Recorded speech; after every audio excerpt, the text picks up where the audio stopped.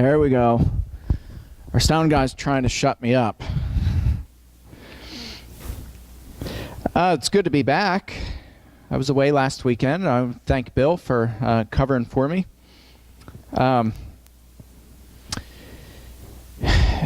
want you to think back to the last time when you felt absolute peace and calm, where it was just you and quiet, and your mind just wandered, and you didn't worry about anything, you weren't thinking about anything, you just were basking in the peace and the safety of it all. You got it? Some of you might need to dig deep.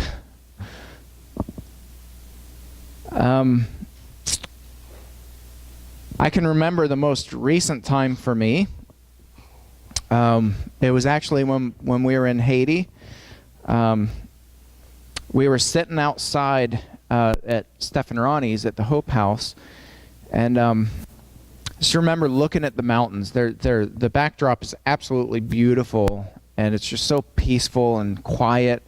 They live in a nice little village, and they have probably about 60 acres or so, and it's all walled in. It's a recent brick or concrete wall that goes around the property.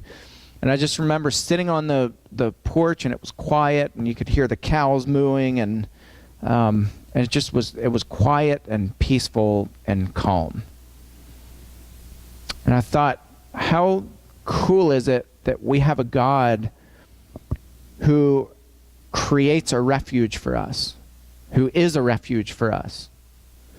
Jesus, when he looked out at the crowds, the Bible records this, that he had compassion on them because they were harassed and helpless like sheep without a shepherd. That's interesting, isn't it? People waited for the Messiah. They waited for Jesus because they were harassed, they were helpless, they were tired, they were anxious, they were beaten down by life and by people. And they waited for this Redeemer who would come and rescue them from that. And Jesus, when he was here on this planet, did that. He was that person, that refuge for people. He redeemed their pain and validated it. And he heard their suffering, he heard their cries, and he became that peaceful center, that place of safety and of refuge. And that's who God is. And I was just thinking about this. We have Easter coming up pretty quickly. A lot of people are going to be celebrating the resurrection of Jesus, and they're going to have these big, all-out Easter services, and for a lot of people, they're going to see their churches really full, and then they're going to look the next Sunday, and they're going to see that go back down to normal. And I wonder often if we're trying to fill our church buildings instead of to fill people with Jesus. To really explain to them that Jesus is our refuge. He's our refuge. He's our safety. He's our peace. He's our quiet. He's our comfort. This is who God is. We're going to read from Isaiah 41 today. But really this whole dialogue of the Messiah starts in Isaiah chapter 40. And chapter 40 is all about comfort for God's people. But in 41, we're going to pick up in verse 1. And it says this. Isaiah 41, verse 1. Listen to me in silence, O coastlands, let the people renew their strength. Let them approach, let them speak. Let us together draw near for judgment. Who stirred up one from the east, whom victory meets at every step? He gives up nations before him so that he tramples kings underfoot. He makes them like dust with his sword, like driven stubble with his bow. He pursues them and passes on safely. His paths his feet have not trod. Who has performed and done this? calling the generations from the beginning. I, the Lord, the first, and with the last, I am he. The coastlands have seen and are afraid. The ends of the earth tremble. They've drawn near and come. Everyone helps his neighbor and says to his brother, be strong. The craftsman strengthens the goldsmith, and he who smooths with the hammer with him who strikes the anvil. Saying of the soldering, it is good. And they strengthen it with nails so that it cannot be moved. He's saying there's this community in the workforce of people who come together and they check each other's work. And one is hammering and one is inspecting and one is standing behind and encouraging and saying, good job. There's this accountability that's built in, and we all understand that. We all know what that's like to have encouragers beside us, right? Like if we think back to the times of peace and safety when we felt that, there were people around us who made us feel that way. It wasn't imagined that we felt safe. We felt safe because there were people around us who made us feel safe. There are kids who crawl up into their parents' laps because they feel safe. We need to make our kids feel safe. That's what we do as parents and as grandparents. And God is describing this in ways that people understand this safety. Verse 8, but you, Israel, my servant, Jacob, whom I've chosen, the offspring of Abraham, my friend, you whom I took from the ends of the earth and called from its farthest corners, saying to you, you are my servant, I have chosen you and not cast you off. Fear not, for I am with you. Be not dismayed, for I am your God. I will strengthen you, I will help you, I will uphold you with my righteous hand, or right hand. And then verse 11, which is what Brent started to read for us this morning up on the screen. Behold, all who are incensed against you shall be put to shame and confounded. See, isn't this good news? If you look at Jesus' life, and I talk about this so much now, that Jesus didn't just come to speak peace. Jesus came and he protected the innocent from their accusers and their abusers. Jesus defended them. Jesus became that safe place. He became that fortress who surrounded people with safety. He made them feel that peace. He redeemed that which was lost and broken and hurt. And he had compassion on them because they were harassed and helpless like sheep without a shepherd. Those who strive against you shall be as nothing and shall perish. Verse 12, and you shall seek those who contend with you, but you shall not find them. Those who war against you shall be as nothing at all. For I, the Lord your God, hold your right hand. It is I who say to you, fear not. I'm the one who helps you. Fear not, you worm of Jacob, you men of Israel. I am the one who helps you, declares the Lord. Your Redeemer is the Holy One of Israel. Behold, I make of you a threshing sledge, new, sharp, and having teeth. You shall thresh the mountains and crush them. You shall make the hills like chaff. You shall winnow them, and the wind shall carry them away, and the tempest shall scatter them. By the way, over and over and over throughout the Bible, God talks about sifting. He talks about sorting people who are oppressors versus people who are not, people who are righteous. God sorts them out. He sifts them out. Do you remember John the Baptist when he introduced Jesus? I always ask this question. I ask people when I go speak places. I just asked last weekend, how did John the Baptist introduce Jesus? Can anybody say off the top of your head? Can anybody shout it out? How did John the Baptist introduce Jesus? That's what everybody says. Behold the Lamb of God. Here's how John the Baptist introduced Jesus. You brood of vipers, who warned you to flee from the coming wrath? And then he goes on he says, the axe is already laid at the root of the tree. It's ready to be cut down and thrown into the fire. And then he goes on and he's talking about Jesus. He says, one's going to come after me whose sandals I'm not worthy to untie. He is clearing his threshing floor. The wheat he will gather together, and the chaff he'll throw into the unquenchable fire. And then John walks away.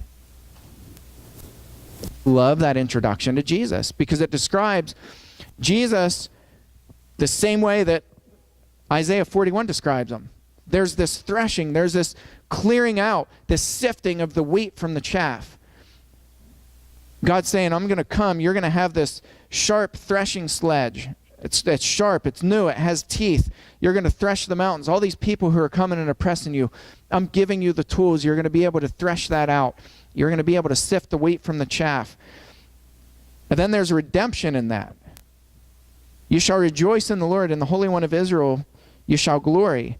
When the poor and the needy seek water, and there is none, and their tongue is parched with thirst, I, the Lord, will answer them. The God of Israel will not forsake them. And then it goes on. I'm gonna read on because it's just really cool. Verse 18. I will open rivers on the bare heights and fountains in the midst of the valleys. I will make the wilderness a pool of water and the dry land springs of water. I will put in the wilderness the cedar, the acacia, the myrtle, and the olive. I will set in the desert the cypress and the plane and the pine together, that they may see and know, may consider and understand together that the hand of the Lord has done this. The Holy One of Israel has created it. See, God comes in, and this is all about Isaiah 41, 42. It's about the servant, the Messiah who's going to come. And he's coming and he's sorting and he's sifting and he's finding the wheat and the chaff. He's going to separate them. He's going to come in and rescue those who are who have the warriors who are waging war against them, and he's going to rescue them from that. And if you look at Jesus' mission from the very beginning, he defended the oppressed from the oppressors. He sorted them out. He sifted them out. John the Baptist said, he's coming. He's clearing his threshing floor. He's going to gather the wheat together, the chaff, he's going to bind it up. He's going to throw it into the unquenchable fire. And you can't get away from that throughout Jesus' ministry. It's who Jesus was as the Messiah. And this is the good news of the gospel. See, I think we water it down, we dilute it, and we personalize it. And we say, well, you know, the whole point of the gospel is so that we can be saved and go to heaven and sing hymns the rest of our lives. Well, yeah, that's a big part of the gospel, but it's the point of the Messiah is to rescue people, to redeem people from the clutches of the oppressors and from poverty and starvation. Jesus comes in to rescue and redeem because the people were harassed and helpless like sheep without a shepherd. Over and over and over. I started writing, since we're not doing the bulletin anymore, I still want to write write what I do on the sermons. So I'll put a little plug in now. I'm writing longer. I wrote the little short articles for the bulletin. I'm writing longer posts now, and I'm writing them and putting them on our website. So you'll find before Sunday, before the Sunday of that I'm preaching, you'll find it on our website under the blog. Each week you'll find my sermons. I'll type up a thing about it, but I wrote one for this sermon on Isaiah 41, and I was talking about the trafficking crisis, human trafficking in the United States. Guys, it is out of control. It's unprecedented. It's taken off in the last 5 years at unprecedented rates than any other time in recorded history. And the church has no idea. I think the church generally is so completely blind to this. And I watched a documentary on this on Netflix, and it was so good. And it was just talking about how people are preferring humans over drugs because it's commodity that's replaceable. And it's virtually impossible to be incarcerated for it. The problem has gotten so out of control that budgets are being stripped out from underneath police departments to combat trafficking. They're literally waving the white flag saying, we give up, which empowers the abusers, the traffickers. And so it's just growing at an exponential rate here in the United States. I'm part of an anti-human trafficking task force for Cambria and Somerset counties because it's going on so much right here. 5 years ago, you didn't hear about human trafficking in Somerset and Cambria counties. Now it's commonplace. We have a task force to combat it. Guys, the church is more than about us just coming together and feeling good about ourselves. The church came to do what Christ already came to redeem. Christ came to be the fortress, and I say it because I believe it. I believe that Jesus really made people not just feel safe, but to be safe when he was around. People flocked to Jesus who were oppressed, who were broken, whose lives were shattered, people who were taken advantage of, whether it was by the religious community or whether it was by the world. It didn't matter. Jesus came to rescue and redeem them. And that's the good news of the gospel. That's the good news of the resurrection. That people who are dead inside can be raised up and redeemed. That's what's beautiful about baptism. That all these sins that we carry can be nailed to the cross, that our old self can be crucified and raised up with Christ. Is that not good news? That there's a time and a place and a Savior where we can feel safe, where we can run to our refuge. And he walls us in, he hems us in, he makes us feel safe, and he keeps us protected from the oppressors. I was going to print little cards, but I don't have the creativity to do it. So like something that's a simple task that should take like 5 minutes would take me like 5 hours. But I was going to put like these little cards in the backs of your seats, and we don't need anything fancy. You can just write down the name of somebody, but I wanted everybody to write down the name of somebody who they see who's harassed and helpless, and who's like a sheep without a shepherd. Think of one person in your life, preferably somebody who's nearby within our community. And it may be somebody from our congregation, or it may be somebody who's not. But find that one person, write their name down on a piece of paper today before you forget about it. And pray over that person. But don't just pray for them and say, well, it's in God's hands, because that's a cop-out, in my opinion. As Christians, we're called to reach into the lives of people who are harassed and helpless. Pray for that person. Pick up the phone and call that person. Invite that person here to sit with you. Pray with them. Talk with them. Cry with them.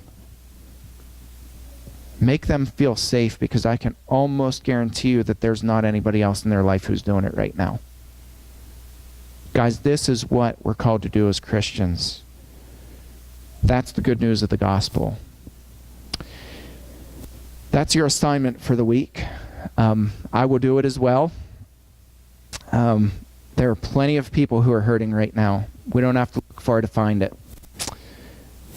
Sit down and read Isaiah 41 with them. Tell them about Jesus. That he's our fortress and our refuge. If there's anybody this morning who's not yet taken that step to put Christ on in baptism, or anybody who has any prayer needs, we would invite you to come up, to clothe yourself with Christ in the waters of baptism. Or if you just want prayed over, we're happy to do that. You can come up, or our shepherds will be in the back as we all stand and sing together.